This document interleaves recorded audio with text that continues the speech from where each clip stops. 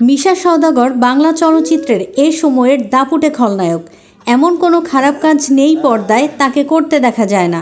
চলচ্চিত্রে তাকে খল চরিত্রে দেখা গেলেও সামাজিক মানুষ হিসেবে তার সুনাম রয়েছে। ধার্মিক হিসেবেও তিনি সহকর্মীদের কাছে সুপরিচিত। সব মিলিয়ে পর্দার সঙ্গে বাস্তবে এই মানুষটির কোনো মিল নেই। আর এখানেই মানবিক মানুষ হিসেবে মিশা সওদাগরের কৃতিত্ব।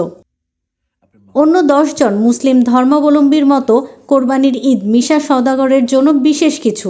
তিনি ঈদের আগে আল্লাহর সন্তুষ্টি লাভের উদ্দেশ্যে সাধ্য অনুযায়ী কোরবানির প্রস্তুতি নেন। সম্ভব হলে নিজে হাটে গিয়ে কোরবানির পশু পছন্দ করে কেনেন এবং নিজে দাঁড়িয়ে থেকে কোরবানি দেন।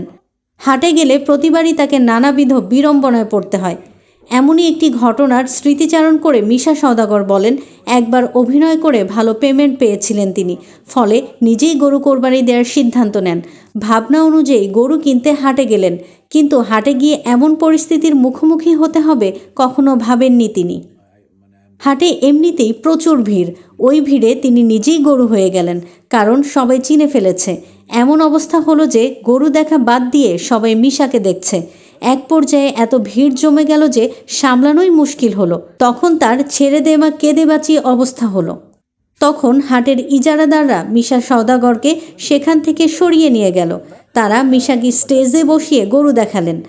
বাজেট অনুযায়ী একটা গরু 55,000 টাকা দিয়ে কিনে সেবার বাসায় ফিরেছিলেন তিনি। এবং আমি আশা করব যে আপনারা আমার পাশে থাকবেন, আমার সাথে থাকবেন।